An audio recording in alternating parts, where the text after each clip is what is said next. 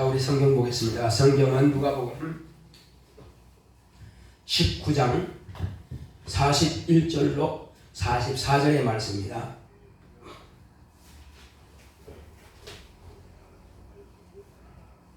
누가복음 19장 41절로 44절 합독하겠습니다. 시작.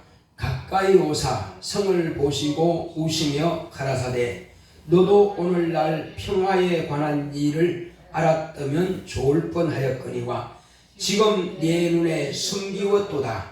날이 이럴지라 내 원수들이 토성을 쌓고 너를 둘러 사면으로 가두고 또 너와 및 그 가운데에 있는 내 자식들을 땅에 메어 치며 돌 하나도 돌 위에 남기지 아니하리니 이는 권고받는 날을 내가 알지 못함을 인함이니라 하시니라.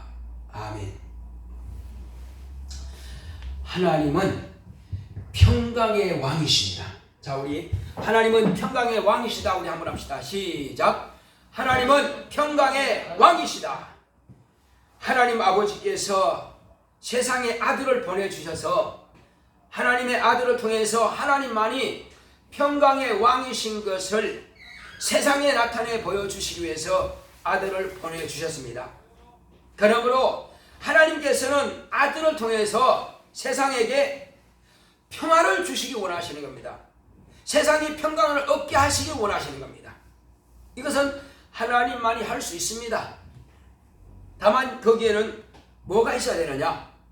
하나님을 신뢰하는 믿음이 있어야만 되는 것입니다. 이스라엘 백성들은 순종하라. 그러면 너와 내 자손이 복을 받으리라. 이렇게 말씀했습니다. 이스라엘 백성들은 순종하면은 그와 그 백성들이 그 자손이 다 복을 받았습니다. 오늘날은 이제 하나님을 알고 하나님께서 하시는 그 일을 알아야 됩니다. 그리고 예수님께서 하시는 말씀과 예수님께서 하시는 일을 알아야 됩니다. 오늘 지금 이 부분은 어디와 연결되어 있냐면은 지난주에 우리가 들었던 예수님께서 제자들을 보내가지고 나귀를 끌고 와서 나귀의 새끼의 등에다가 옷을 깔고 안장처럼 말이에요. 그 위에 타시고 예루살렘 성에 입성하는 그 과정이 지난주에 들었습니다. 만왕의 왕이시라고. 오늘은 평강의 왕이시다. 왜 평강의 왕이시냐? 예수님께서는 평화를 선포하기 위해서 오신 겁니다. 그리고 꼭 그렇게 나귀 새끼를 타야만 되느냐? 그것은 지난주에도 말씀드렸지만 다윗 왕은 장수예요. 용맹한 장수입니다. 소년 때에도 그 골리앗에 대해서 물맷돌 하나로 그냥 쳐 죽이는 그냥 믿음의 사람이요. 또 자기 실력도 실력이지만은 하나님을 온전히 의지하는 믿음의 사람입니다. 그러나 그는 온 이스라엘 주변국들을 다 굴복시키고 그리고 장수로서 그 나라를 완전히 평정시켜버리는 그러한 장수였기 때문에 그 손에 많은 사람들의 피가 묻었고 많은 사람을 죽였습니다. 그러나 예수님께서는 지금 예수님 당시에는 로마 황제의 지배를 받고 있는 그런 우리나라로 말하면은 일본의 압제를 당하고 있는 바로 그런 당시였습니다. 그러므로 이스라엘의 왕이 있다 할지라도 그들의 왕은 별 힘을 못 씁니다. 오직 로마의 총독에 의해서 사형 판결도 할 수 있고 사형 집행도 할 수 있습니다. 결국은 로마 황제에 의해서만 그런 법적 권한을 가지고 있는 것입니다. 그러니까 노예 같고 오직 로마 황제의 지배 아래에 있는 그런 국가라 할지라도 예수님께서는 바로 그때 그 당시에 오신 겁니다.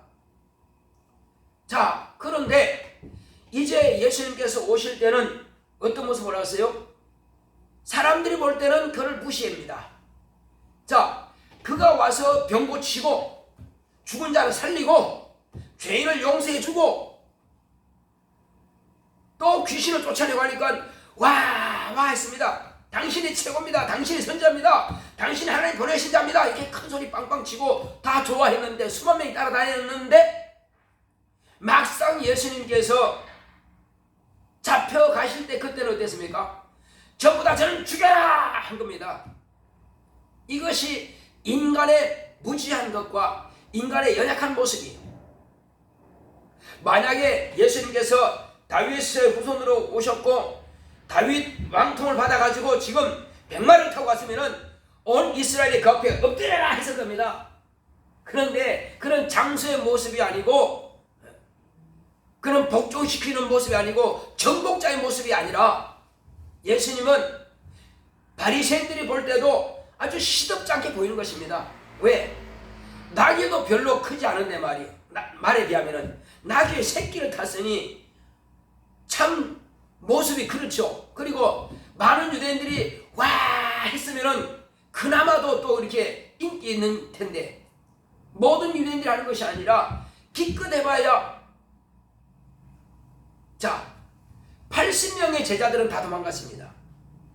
지금 12명의 제자들만 예수님을 이렇게 옹이하면서 호산나 찬송하리로다 주의 이름으로 오시는 이여 이렇게 찬송하고 있습니다. 그러니까 몇 명 안 되죠. 소리도 별로 안 크죠. 그러니까 바리새인들이 볼 때 주여 당신의 제자들을 좀 책망하소서. 저게 뭡니까 저게. 당신이 거기다 태우고 말이요. 멀쩡한 말도 아니고 그 나귀 새끼다가 비치덕 하는 거 그거 참 웃기지 않습니까? 이런 식이란 말이에요. 그러니 당신이 책망하라고 이렇게 말합니다. 그래서 주님께서 뭐라 했습니까? 만약에 이들이 찬송을 하지 않으면 이 돌들이 소리 지를 것이다. 너희들이 성경도 보지 못했느냐? 성경에 뭐라 그러느냐? 젖먹이들이 하나님을 높여 찬양한다고 했다. 근데 젖먹이들과 어린 아이들이 하나님을 높여 찬양하지만 그들이 안다면 돌들이 소리진다는 거예요. 반드시 돼야만 되는 것을 예수님께서 말씀하십니다. 반드시 예수님께서는 나귀 새끼를 타야만 되고 반드시 겸손해야 되고 반드시 평화의 왕으로 오셔야 되고 이것이 아버지께서 정하신 뜻이라는 것입니다. 왜 그럴까요? 여기 지금 기록하고 있으니까요. 여기 기록하고 있으니까 여기서 보게 되면 예수님께서 가까이 오사 성을 보시고 우시며 이렇게 말씀하십니다. 왜 우셨을까요? 저는 왜 그런지 이해를 못했습니다. 아니 그 나귀를 타고 오시는데 왜 예루살렘 성을 보시고 우셨을까? 우신 이유가 반드시 있습니다. 이유가 있는데 뭐냐? 오늘날 이 예루살렘 성 모든 사람들이 이 평화에 관한 일을 몰라서 우십니다. 몰라서. 이들이 알았으면은 이들이 평화에 관한 일을 알았으면은 엄청난 화를 당하지 않을 텐데 이것을 무시한 결과 평화가 누굽니까? 예수님을 저분이 우리를 평화를 주시기 위해서 오셨다. 그것만 알면 됐는데 그걸 몰랐다는 거예요. 이것이 숨기워졌다는 것입니다. 알려고 노력도 하지 않고 기껏 해봐야 한 12명이 소리 지르는 거 그 소리에 대해서 별로 시덥지 않게 생각하고 율법을 잘 지키고 율법에 잘 순종한다는 그 바리새인들이 당신의 제자들을 좀 꾸짖어서서 이렇게 할 지경이 됐으니 그들도 이해가 못하는데 다른 사람들이 말할 것도 없지요. 그 이상한 행동하시네. 저 뭐라고 저게 나귀 새끼 타고 올라가실까? 별 시덥지 않단 말이에요.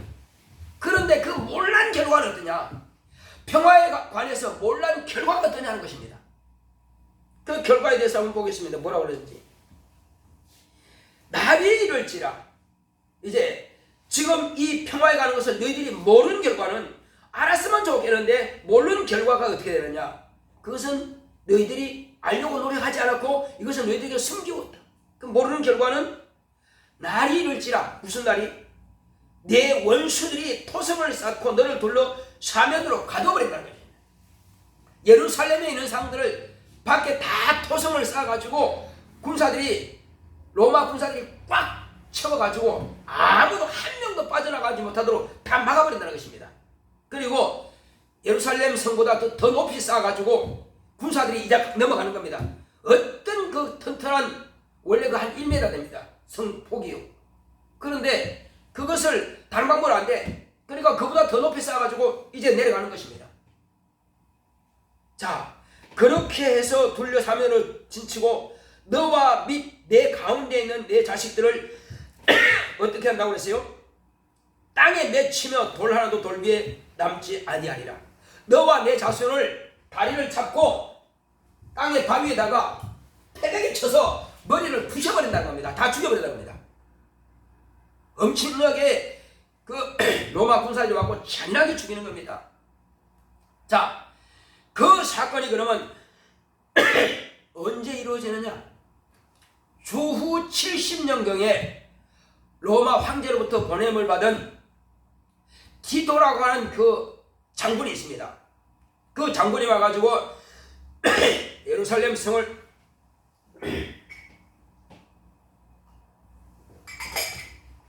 다 에워싸고 한 명도 밖에 나가지 못하게 해서 그 안에 그 근처에는 로마 군병들이 오니까는 다 들어갔겠지. 성으로 다 들어갔겠지. 그래서 거기에 있는 사람은 그냥 몰살시켜버렸습니다. 한 100만 명이 되는데 다 이렇게 메어친다 하듯이 다 그냥 총으로 칼로, 총이 없으니까 칼로 죽이는 것이 아니라 땅바닥 내쳐가지고 그냥 100만 명을 죽여버렸습니다. 그 다음에 한 9만 명은 사로잡아가지고 끌고 가세요. 그러니까 100만 명 더 죽었겠지만 하여튼 그렇게 해서 완전히 몰살되어버리니까 이스라엘에 남아있는 사람들이 다 로마의 지금 시민지니까 로마가 우리 병사가 우리 다 죽이겠다, 멸망시키겠다. 한 명도 안 넣고 그냥 그 다음에 성도 싹 돌 하나도 돌 위에 쳐놓지 않았다 그랬으니까 다만 근데 거기 성이 얼마나 많으냐? 50m하고 위로 20m. 그것만 딱 남겨놨습니다. 왜 남겨놨느냐? 로마가 잔인하기만큼 확실하게 강력한 군대를 가지고 이렇게 쳐부신다 하는 것을 본보기로 보여주기 위해서 오랫동안 남기기 위해서 50m, 20m의 그 높이 20m, 그 길이는 50m를 남겨놨습니다. 그리고는 이스라엘 백성들이 걸어만 날산이라고 안 죽은 사람들은 전부 다 그냥 다른 나라로 다 도망갔습니다. 그걸 바로 디아스포라고 그래요. 유대인들은 유대인인데 다 도망갔습니다. 그리고 해외에 흩어져 가지고 자기 나라가 그렇게 완전히 다 무너지고 부셔져 버린 것을 보고 울고 통곡하고 하나님 우리나라를 다시 회복시켜 주셔서 하고 기도합니다. 예수님께서 오셨을 때는 그렇게 무시하더니 그렇게 무시하고 평강의 왕이 그들에게 평강을 예루살렘을 평강을 주시려고 왔음에도 불구하고 안 믿어요. 알려고 노력도 안 해요. 그냥 어린애 장난하는 수준으로만 생각한 겁니다. 근데 예수님께서 예언하겠죠. 너희들이 이 일을 알지 못함을 인하여서 이 일을 알지 못함을 인하여서 날이 이를지라 그때 내 원수들이 토성을 밖에 썩고 그리고 가둔다는 거예요. 아무도 못 나가게 가둬버리고 싹 다 그냥 소멸시켜버린다는 거예요. 그러니까 이제 다 도망가는 거예요. 자, 그것이 몇 년 걸렸을까요? 그 나라 도망가는 것이 1900년 동안 도망갔습니다. 그럼 언제 회복됐습니까? 얼마 안 됐습니다. 1958년 5월 14일에 공식 이스라엘 나라를 다시 등록해가지고 유엔에 등록해가지고 나라가 국호로 세워지고 공식적으로 세워진 나라가 바로 1948년 5월 14일 날 세워진 겁니다. 우리나라가 세워지는 건 거의 비슷한 시기란 말이에요. 그러니까 1900년 동안이나 그들은 나라 없이 전 세계를 떠들면서 돌아다니면서 가끔 자기 나라를 생각해서 돌아와가지고 그 그 벽에다가 엎드려가지고 통곡합니다. 하나님, 이 나라를 살려주세요. 이 나라 다시 회복시켜 주세요. 1900년 동안 그 자손이 대대로 그렇게 통곡의 벽에 와서 눈물로 뿌려 기도했던 것입니다. 이스라엘 백성들은 주님께서 하신 이 말씀에 대해서 이해 못한 거예요. 이해 못한 겁니다. 결과는 그래요. 70년 만에 완전히 그냥 박살버린 겁니다. 주님은 그거 갖다가 선견지명이라 그럽니다. 먼저 앞으로 이루어질 것을 먼저 보신 거예요. 반드시 이 나라는 이렇게 된다. 그리고 알고 있고 알되 밝히 알고 있단 말이에요. 정확하게 알고 있어요. 그러니까 예루살렘을 향해서 우시는 것입니다. 예수님께서 예루살렘을 보시고 오신 이유가 거기 있는 것입니다. 그렇다면은 이것이 성경이 기록되어 있는데 주 70년경이 바로 그렇게 부셔졌고 이스라엘 회복은 바로 1948년 54일 날 이렇게 세워졌는데 그것과 그러면 우리가 무슨 상관이 있길래 목사님 이 설교를 지금 하십니까? 이렇게 아마 질문하는 사람도 있을 것입니다. 예수님을 누구로 알아야 됩니까? 평강의 왕, 내게 평안을 주시는 분이란 말이에요. 왜? 그 이름은 우리를 구원하시는 이름이에요. 예수라는 이름 자체가 구원이라는 이름입니다. 그래서 호산나, 호시아나 하는 것은 주여 우리를 구원하소서 그런 뜻이라고 지난주 말씀드렸죠. 우리를 구원하소서 이런 거예요. 예수여 하면 나를 구원하소서 그 말이에요. 한번 따라합시다. 예수여 나를 구원하소서 같은 말이란 말이에요. 그러니까 그들이 그렇게 구원자인 줄 알고 그렇게 신했으면은 그렇게 박살나고 나라가 완전히 그냥 소멸되지 않았을 텐데 그렇게 미련하게 알지 못함으로 인하여서 깨닫지 못함으로 인하여서 믿지 않음으로 인하여서 그렇게 당한 거예요. 그냥 몰라도 되는 게 아니에요. 몰라도 되는 것이 아니라 모르면 그렇게 나라가 완전히 절단가 버린다는 거예요. 오늘날 그렇다면 우리는 어떻습니까? 예수님은 평강의 왕이시고 나를 구원하시는 이시고 내 자녀와 내 형제와 나의 가족과 내 친족들을 구원하시는 분이시다. 우리가 확실히 안다면 내 믿음을 견고해야 됩니다. 그리고 그분 앞에 항상 감사해야 됩니다. 주여 나를 구원하신 주여 나를 구원하신 예수여 예루살렘을 향해서 오신 것처럼 나를 향해서 오심하시고 지금 내 형제들을 위해서 지금도 주님 울고 계시오니 이제 예수님께서 이 땅에 오셔서 침례받고 나서는 아버지께서 우신 것이 아니에요. 아버지를 향해서 우신 것이 아니고 아버지는 오히려 너는 내 사랑하는 아들이야. 너는 나를 기쁘게 하는 자야. 이렇게 아버지께서는 기뻐하셨거든요. 그리고 십자가에 못 박아 죽으실 때도 아버지께서는 우신 게 아닙니다. 내 뜻을 저가 다 이루는구나. 기뻐하시는 거예요. 만약에 선교사들이 주의 종들이 복음 전하다가 죽는다? 그러면 예수님께서 우시겠어요? 울지 않습니다. 기뻐하십니다. 비로소 너는 내가 가는 그 길을 따라오는구나. 너는 나와 함께 좌우에 앉아라. 그것을 주실 것을 기뻐하시는 겁니다. 예수님께서요. 자, 복음을 막 시작하고 전하실 때에 침례 요한이 헤롯 왕한테 목이 잘려서 죽었습니다. 하는데 별로 대꾸 안 했어요. 무슨 말씀 안 하셨어요. 그건 그러냐 불쌍하지 않냐 말씀하지 않았어요.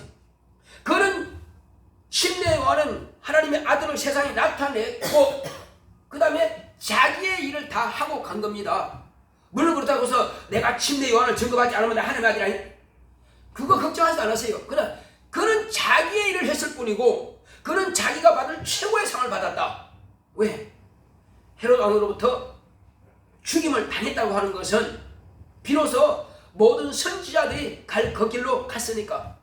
선지자들이 죽는 것은 예루살렘을 밖에서는 죽는 법이 없다 그랬으니까. 그렇게 해서 그건 죽임 당했으니까 자기가 받을 큰 상을 받은 겁니다. 그러면 하나님 아버지도 그런 거예요. 하나님의 사랑하는 아들이시고 아버지의 뜻을 위해서 목숨을 버리기 때문에 그래서 아들을 기뻐하시는 겁니다. 이제 저와 여러분 마찬가지입니다.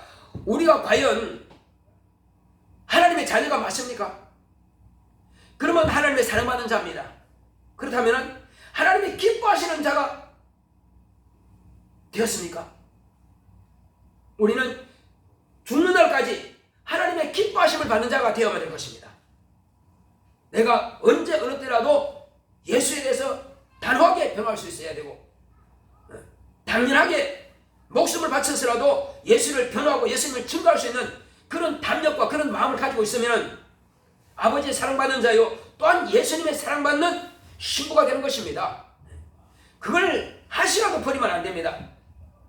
자, 그렇게 해서 예수를 알고 예수님이 나를 구원하시는 평강의 왕이시고 나를 평안케 하시는 분이고 나를 영원히 살리시는, 나를 구원하시는 분이시다 하는 그 마음을 가지고 이제 가족들에게 전할 때에 때로는 외면받고, 때로는 형제들에게 친구들에게 말할 때 때로는 핍박도 받고 욕도 먹고 무시도 당하고 멸시를 당기도 하고 또 어떤 환경적으로나 피해도 받을 수 있습니다.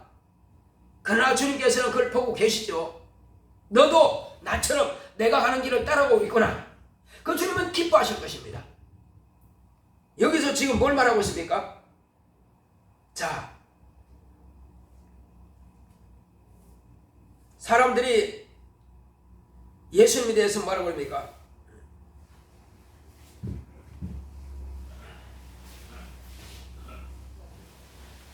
이 성을 향해서 오사 성을 보시고 우시며 평화에 대해서 이렇게 말씀하셨고,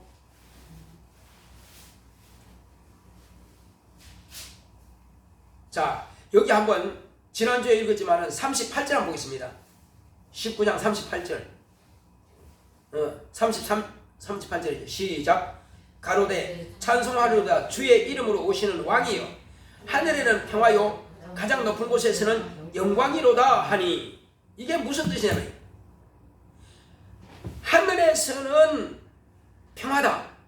하나님 아버지께서 처음부터 정해놓은 것은 세상에 평화를 주시기 원하신다 이 말이에요. 이건 하나님의 뜻이라. 이거 평화를 주시기 원하시는데 이 평화가 이루어질 때에, 이 평화가 이루어질 때는 어떻게 됩니까? 하나님의 아들이 죽는데요. 하나님의 아들이 죽어서 세상을 평화를 선포하시는 겁니다. 목숨을 바치지 않으면 평화가 이루어지지 않아요.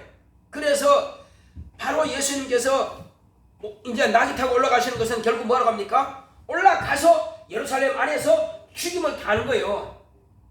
그 길을 위해서 지금 제자들이 예수님을 낙이 새끼에 태우고 가면서 그와 같이 외치는 것입니다. 하늘에서는 평화요 지극히 높은 곳에는 하나님께 영광이로다. 이렇게 목숨을 바쳐서 아버지의 뜻을 성취하니까 아버지께서 영광을 받으시는 것입니다. 지금 제자들은 그걸 말하고 있어요. 그러나 듣고 있는 사람들은 저게 무슨 소리요? 괜히 헛된 소리 한다. 이렇게만 듣기 때문에 결과는 그렇게 망하는 것입니다. 그렇다고 해서 제자들이 두려워합니까? 제자들은요, 주후 40년경부터 성경에 기록되었습니다. 다 십자가에 못 박혀, 다 돌에 맞아, 다 짐승에게, 또 다 화형에 이와 같은 형벌을 통해서 죽임을 당했습니다. 예루살렘 성에 그 회파될 때 그때 죽은 것이 아니라 그렇게 해서 각각 죽임을 당했습니다. 하나 두려워하지 않았어요. 하나 두려워하지 않았습니다. 그러나 주님께서 보실 때는 이 평화에 관한 것이, 내가 너희들에게 평화를 주기 위해서 내가 십자가에 못 박아 죽는데 너희들이 피디면 영생 얻을 텐데 그것도 모르니까는 결국은 너희들이 나를 알지 못하고 나를 무시하는 결과는 그렇게 완전히 돌 하나도 돌 위에 청소하지 않고 싸그리 없어져 버리는 그런 멸망의, 완전 진멸당하는 그런 결과가 온다는 것이, 우리는 오늘날 이것을 통해서 내가 예수를 몰랐다면 내 영혼이 영영한 지옥에서 영영한 진멸을 당하겠구나, 이것을 알아란 거예요. 지금 그것을 예루살렘이 무너짐을 통해서 예수를 내 구주로, 내 평강의 왕으로, 나에게 평안을 주시기 위해서 오신 분으로 받아들이지 않고 내가 알지 못하면은 내 영혼이 망한다는 것입니다. 이제 이 사실을 분명하게 뼈저리게 가슴 깊이 내 뼛속 깊숙이 말씀을 새겨야 됩니다. 그리고는 가족들에게도 이 예수님께서 예루살렘 성을 향해서 오시는 이유가 바로 그거다. 오늘 믿지 않는 사람들이 결국은 너도 안 믿으면 예루살렘 성이 그렇게 진멸당하는 것처럼 그렇게 잔인하게 죽임당하는 것처럼 너도 지옥에서 영영한 고통을 받을 텐데, 그것 때문에 믿지 않은 이방인들, 믿지 않은 모든 사람들, 주님 오실 때까지 믿지 않은 자들을 위해서 눈물 흘리신 겁니다. 안 믿으면 너도 그렇게 된다는 거예요. 그러나 믿으면 아버지께서 아들을 사랑하시고 아들을 기뻐하시는 그 기쁨이 아버지께로부터 받고 예수님도 그 기쁨을 우리에게 보여주실 것입니다. 그래서 이제 우리는 나는 그와 같은 기쁨을 가지고, 나는 하나님의 사랑받고 기뻐하심을 받고 예수님으로부터 신랑으로서 신부에게 주시는 그 사랑과 기쁨을 받는다면 내 가족들에게도 이 말을 전해야 되지 않겠냐는 것입니다. 나는 이 말씀을 읽고 나서 오늘 정말 가야겠다 하고 그 이종환 집사님 가서 부인을 만나왔어요. 이종환 집사님 마침 이제 경로당인가 그거 가시고 안 계시더라고. 자, 근데 아드님이 있더라고. 그때 3시 한 50분 되는데 아드님 아마 직장 안 다닌 것 같기도 해요. 보니까 내가 갈 때마다 항상 만나거든요. 언제든지 가면 만나. 그러니까 그 아드님이 그렇게 철저하게 반대하고 그 부인 되시는 분도 그 아드님이 하는 말이, 어머니가 사고로 이 갈비가 골절했다고 하시더라고. 그래서 오래 못 앉아 있다고. 그래서 하시는 말씀이, 그 부인 집사님 하신 말씀이, 내가 갈 것 같으면 내가 본교에 가지 뭐하러 그리 가겠어요? 본교에 차가 와도 내가 못 갑니다. 그랬어요. 저희 어머님은 관절염 때문에 그렇게 고생했는데 그 교회 가서 그냥 누워서 예배드리셨다고. 아이고, 누워서 어떻게 예배드려요? 하더라고. 우리 교회는 할 수 있다고 그랬지. 그러니까 물론 다 사정이야 있겠지만은, 그렇게 한 아드님도 안 받아들이고 그 부인도 안 받아들이면 너무 답답하죠.